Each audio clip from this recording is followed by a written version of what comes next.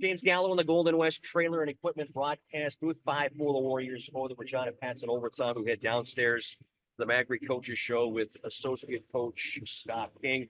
And, Scott, at times, it's not how pretty, but it's how you got the job done. Kind of holding on in the third period. Pats tied up, but wasn't pretty here tonight, but you got the 2 points. That's the big thing, right? Yeah, I mean, I thought it was just one of those nights that just looked really sloppy from both sides right from the start. So for whatever reason, New Year's Day, I don't know, but it just seemed like both teams looked a little bit sluggish, and it just seemed like nothing was connecting with passes, and it was just really scrambly. But at the end of the day, you don't want to obviously give up a 2-goal lead, but stuck with it at the end and found a way in overtime. And sometimes you just have to hang your hat on that. That's a learning lesson in the third period, right? About finishing games off and finishing teams off. Absolutely. I mean, when as well as I do, when it gets down to the serious business of playoffs, there's no point in a game where you can take your foot off the gas. And if you do, it usually comes back to bite you. And unfortunately tonight, that's an unfortunate penalty we took, and then they pull their goalie. And you almost had a feeling that once that penalty was taken, that they were going to tie it. And sure enough, they did. But need to learn from it, need to get better from it. But made it a lot harder than it had to be, for sure. Special teams, I think, pretty big for the Warriors. First, the power play, 3 for 4 on the man advantage. Good puck management, getting pucks to the net, and able to get control of the hockey game at times with the power play.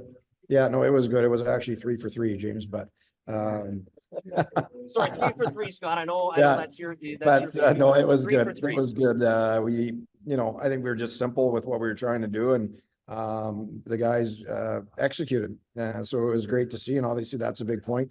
Anytime you win the special teams battle, you usually give yourself a chance to win, and we did that tonight. And it was great. So we'll take the 2 points and move on to the next one. I know the Pats did score that power play goal in the third period, but Scott, your penalty kill in the first period, 4 minutes, and did a great job, because that was a moment where Regina really could have gotten back into the game and taken control of the hockey game. So the penalty kill really coming up big in the first period of play. Yeah, that was a big moment, that 4-minute kill. That can sway a game big time one way or the other. So really good job. And I didn't think that, besides the last one with the goalie out, I didn't think that they had a whole bunch. I thought we did a good job of taking away the dangerous plays, the plays that they like to run, and made it pretty easy for Jackson just to see some pucks and make some saves. But obviously that 4-minute kill was real important, and would have liked to be able to get that. Those 6-on-4 ones are always tricky, right? They got the extra guy, and that's a little bit different the way they're running it and the way you have to kill it. So anyway, it is what it is, but it was nice to get that overtime winner. 3 games in the last 4 days, Scott. Rest, a big thing for this team over the next 48 hours to kind of get ready for those big games against Prince Albert and Swift Current on the weekend.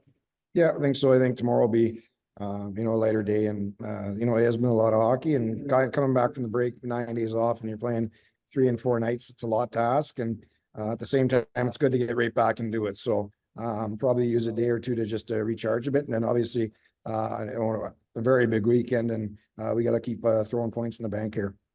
Magri Coaches Show, the Associate Coach Scott King. Congratulations on the victory. Good luck coming up next weekend. Thanks, James.